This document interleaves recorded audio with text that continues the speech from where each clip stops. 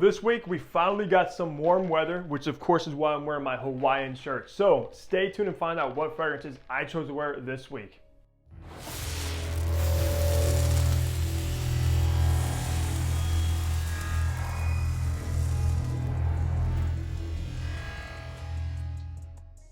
Hey, what's going on guys? Hunter here and welcome back to my channel where I upload weekly fragrance content. So hit that subscribe button down below and also be sure to follow me over on my Instagram page. But that's right guys, another week, another weekly fragrance rotation. You already know the drill. This is a series that I'm going to continue doing every single week, uploading on Mondays. But like I said in the intro, we did finally get some warm weather, so I'm so excited. It's warming up here, summer's coming, and of course we're going to be pulling out some of our more fresh fragrances. So let's just get right into it and hop into Sunday. So for Sunday, it was in the mid 70s, even though it was very sunny outside, which is always good.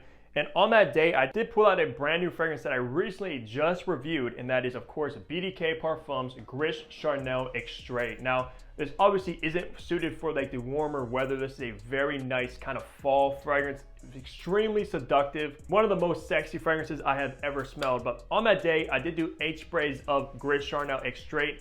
I was actually by a campfire, so kind of had like a bunch of like bonfire smoke on me. And this fragrance is a smoky fragrance as well, which I love. Fell in love with this one immediately, guys. On that day though, got no compliments, but wow, I absolutely am in love with Gris Charnel Extrait. So heading into Monday, it was actually in the high 70s, still a nice sunny day outside. And I actually pulled out a clone of a Louis Vuitton, which is coming from Alexandria Fragrances, and this is Into the Woods, which is actually cloning Orage, which is one of my favorite Louis Vuittons, extremely underrated. That fragrance is a patchouli bomb, very woody. And Alexandria Fragrances knocked it out of the park, getting that scent profile down packed. Even though it is a little bit less on the patchouli base, a little bit less earthy, but it's still easily recognizable as Orage. And on that day, I did do 10 sprays of Into the Woods. Got no compliments on this fragrance. If you guys are interested in seeing some of these LV clones and see how they compare side by side, let me know down below and I'll be sure to upload a video of that, because I did get quite a few from Alexandria that are cloning Louis Vuittons. And you already know Louis Vuitton is one of my favorite designer houses of all time, so I think that would be a good video. For Tuesday, it was also in the high 70s, very nice and sunny outside as well. That's kind of the whole trend with this entire week. Finally a sunny week, guys. But I decided to pull out the OG blue fragrance that started the blue genre of fragrances. You guys already know what it is. Bleu de Chanel, and this happens to be the Eau de Parfum, which I think is the GOAT when it comes to the concentrations for Bleu de Chanel. On that day, I actually did do 5 sprays of the EDP, got no compliments, but wow, my bottle I think is probably around 5 years old, and this stuff is strong, guys. As you see, I did use some of it, still got like probably 75% left of juice, but this stuff has matured for the last 5 years. And it's actually beast mode performing. That's what I say, when you first buy a fragrance and it's not really performing how you thought it would be, let it sit for at least a few months or a couple years, and by that time, guys, that stuff will turn nuclear. Not all the time, but a lot of times that's how stuff works when it comes to perfumery. So I'm not really sure how the new batches of Bleu de Chanel Eau de Parfum last, but this one, like I said, is beast mode. And probably my favorite blue style fragrance when it comes to designers. Over Sauvage, over Dylan Blue, over Y. This is still the GOAT. For Wednesday, I was feeling a little bit peachy. I wanted to go with a good fruity fragrance, and what's better than Tom Ford's Bitter Peach when it comes to peachy fragrances, guys. I love this fragrance, by far my favorite peach dominant fragrance for sure. Very boozy peach fragrance with that rum, an earthy patchouli base. Yeah, this stuff is good regardless of the price, even though this is so expensive. On that day though, it was also in the high 70s, still sunny. I did 5 sprays of Bitter Peach, which this stuff doesn't really perform that good. I recently did review it, and I wish it did perform a little bit better. Got no compliments on that day with Bitter Peach, but man, if you're looking for a peach fragrance, you have to check this one out. All right, so on Thursday, I put out one of the most hyped fragrances of 2023. Just recently dropped my review, and this one took me by surprise, guys. If you watched the review, you would know that, and that is Roja Parfums Elysium Eau Intense, or Raja, because a lot of you guys are saying I mispronounce it, which I think I am. It is probably Raja, but I love the way Roja sounds. With Elysium Eau Intense, guys, if you're familiar with the Parfum Cologne, This fragrance goes a completely different route, much more spicy, herbal, and aromatic, but still has that signature grapefruit and vetiver kind of combination as the original Elysium. On that day though, it was a little bit colder in the mid 60s and cloudy, so it wasn't sunny, it wasn't really warm, and this fragrance does kind of fit perfectly for maybe like a cloudy, gloomy day. It's less fresh, less airy than the Parfum Cologne. As far as the performance, I did do 10 sprays of the Eau Intense. I really wanted to see how this performed. And it's not intense when it comes to performance. It's about the same as the Parfum Cologne, which by the way, I never had any complaints with that one.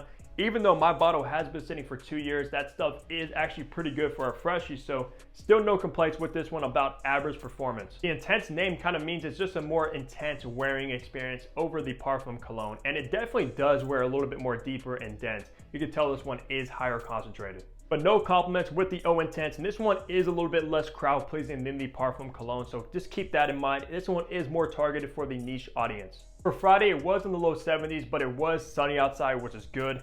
And I actually put out the fragrance that basically started my whole entire fragrance journey, especially for my YouTube channel. It was the first fragrance I have ever reviewed.